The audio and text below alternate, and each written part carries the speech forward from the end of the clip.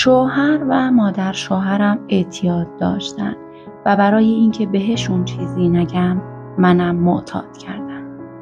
سلام دوستان، به کانال خودتون خوش اومدین. من فریده بانو هستم، راوی این داستان جدید و واقعی. اسمم سحره. 2 برادر و 1 خواهر دیگه جز خودم داشتم. برادرهام از خودم بزرگتر بودن. تو یکی از محله‌های پایین شهر تهران زندگی می‌کردیم. برادرام قلدر بودن و حتی گاهی من و مادرم رو هم کتک می‌زدن. پدرم به خاطر فروش مواد زندانی بود و باید 10 سالی رو اونجا میموند. 16 سال داشتم که یکی از همسایه‌ها ازم خواستگاری کرد. وقتی به برادرم گفتم نمیخوام ازدواج کنم، کتکم زد و گفت باید ازدواج کنی، چه معنی میده دختر جوان توی خونه بمونه. از صدیقه خانم همسایمون متنفر بودم، اما به اجبار برادرم زن پسر یه لاقباش شدم. یه روز بیشتر از عروسیم نگذشته بود که دیدم مادر و پسر هر دو دور منقلی نشستن.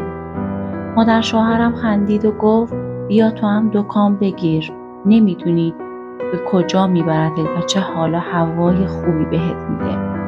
اما من ترسیده به سمت اتاق رفتم. روزها از پی هم میگذشتن و مادر و پسر 24 ساعت پای منقل بودن و تمام کارهای خونه روی دوش من. چند باری که یعقوب خونه نبود، مادر شوهرم به خاطر پول مواد چند مرد غریبه رو به خونه می آورد و من بیشتر می ترسیدم. 6 ماه از عروسی می گذشت، اما یک روز بعد از عروسیمم حتی آرامش نداشتم. تمام کار خونه رو می کردم، اما باز هم کتک می خوردم. به خونه رفتم و به مادرم گفتم که یعقوب و مادرش هر دو معتادن، بذار طلاق بگیرم. اما برادرم شنید و با کتک برم گردوند. 4 ماه حامله بودم که بچه توی شکمم مرد و نذاشتن بیمارستان برم. مادر شوهرم گفت باید توی خونه سقطش کنی، ما پول برای بیمارستان رفتن نداریم. با سقط بچه دردم بیشتر شد و مادر شوهرم هر روز یه دارو بهم میداد و میگفت این آرومت میکنه. اما کم کم فهمیدم وقتی نمیخورم بدنم درد میکنه. مادر شوهر نامردم معتادم کرده بود. میدونستم یه دختر 18 ساله دیگه آینده‌ای نداره و تباه شده و همین بیشتر منو به سمت مواد میکشید. کم کم دیگه تریاک نمیکشیدم و با شوهر و مادر شوهرم شیشه میکشیدیم. وقتی مادرم اومد و دید که معتاد شدم، برد تا ترکم بده، اما من بعد از هر بار برگشت از کم میکشیدم، نمیتونستم ترک کنم. شوهرم کم کم در گوشم زمزمه هایی میکرد و میگفت جوونم و میتونم با تن فروشی پول مواد هر دومونو در بیارم، اما من قبول نمیکردم. اما یه روز گفت من دیگه پول موادت رو ندارم و باید خودت پیدا کنی. از خونه بیرونم کرد. میدونستم اگر خونه خودمون برم یا راهم نمیدن یا برادرم توی زیر زمین خونه زندانی میکنه و از ترس همین فراری شدم و زیر پلی که اکثر معتادها بودن رفتم. اوایل وقت زیر پل میخوابیدم میترسیدم و از ترس به خودم میلرزیدم و شب تا صبح بیدار بودم.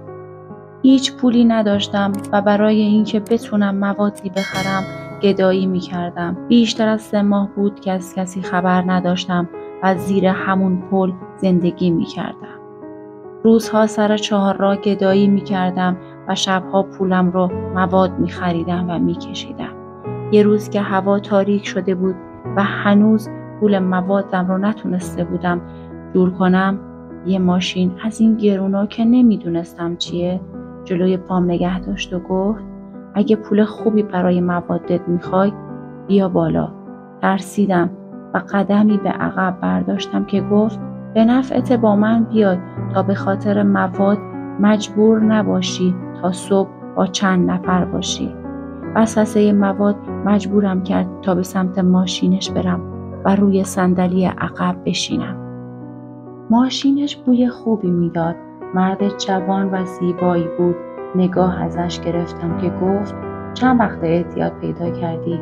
همونطور که نگاهم به دستهای سیاهم بود گفتم 3 سالی میشه و اون از خماریم استفاده کرد و تمام آمار زندگیم رو در آورد.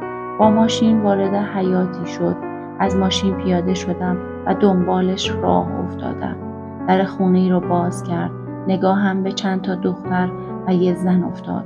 همون زن رو صدا کرد و گفت این دختر اسمش سحره. بفرستش حموم، بهش یه چی بده که سرحال بشه. بعدش میام و باهاش راجع به کار صحبت میکنم. خودش رفت. با رفتنش همون زن گفت یالا برو حموم. اما من که خمار مواد بودم به پاش افتادم و ازش خواستم اول بهم مواد بده تا حالم خوب بشه. اما اون زن گفت اول حموم بعد مواد و تا حموم نکنم از مواد خبری نیست. به ناچار قبول کردم و حموم رفتم. وقتی خودم رو توی آینه نگاه کردم دیگه از اون دختر کثیف و ژولیده خبری نبود. زن با دیدنم خندید و گفت این ناکس هم خوب میدونه چه جنسی رو تور کنه. من که خمار بودم و چیزی از حرفاش نمیفهمیدم. به هم مواد داد. با کشیدن مواد سرحال شدم و غذایی جلوم گذاشت. حالا راحت تر میتونستم بفهمم کجام. دخترها نبودن و فقط همون زن بود. همون پسر جوون دوباره اومد. با دیدنم سوتی زد و گفت ببین چه سلیقه‌ای دارم. زن خندید و حرفش رو تایید کرد. خب سحر خانم، به تیم ما خوش اومدی. اینجا میتونی زندگی کنی اما از مواد زیاد خبری نیست. نمیگم ترک کن اما نباید زیاد بکشی تا چهرت زشت بشه. اما مطمئن باش اینجا پول خوبی به جیب میزنی. گنگ نگاهش کردم. من باید چی کار کنم؟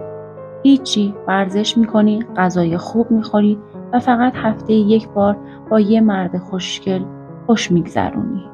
پول خوبی هم گیرت میاد. اما اگر نمیخوای اصراری نیست. میتونی همین الان بری. وسوسه مواد و جای خواب خوب باعث شد تا قبول کنم و بمونم. همه چیز همون جوری که شهاب میگفت بود. یه زندگی راحت که فقط 1 شب در هفته رو با یه مرد عرب توی یه هتل باید سر میکردیم. وقتی برای اولین بار رفتم سختم بود اما باید پول موادم رو جور میکردم. حالا دیگه فهمیده بودم کار شهاب چیه. اون دخترهای بی خانمان و بی کس و کار رو جمع میکرد و بهشون میرسید و به عربها میفروخت. انگار اونها هم پول خوبی بابت 1 شب خوابیدن میدادن. با اینکه این مدل زندگی کردن رو دوست نداشتم اما مجبور بودم. حداقل کارتون خواب نبودم و کمتر مواد میکشیدم اما همونم خوب میکشیدم. ورزش میکردم و تفریحات گرون رو با بقیه دخترها میرفتم. میدونم راهی که اومدم اشتباهه و هیچ پایانی نداره اما من هیچ وقت انتخاب دیگه‌ای ندارم.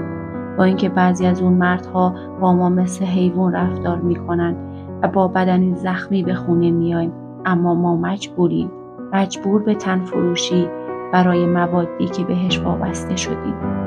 میدونم خواننده های کانالتون سرزنشم میکنن اما اونا نمیدونن یه شب زیر پل خوابیدن و از ترس همه چیز تا صبح خواب نبردن یعنی چه.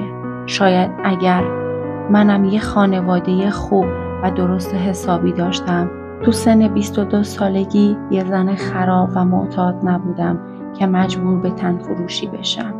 این تقدیر منه چون کسی رو ندارم تا نجاتم بده. گاهی به خودکشی فکر میکنم اما میترسم. پس باید این مدل زندگی رو بپذیرم. ممنون ازتون که کانال ما رو لایک میکنید، سابسکرایب میکنید و ما رو به دوستانتون معرفی میکنید.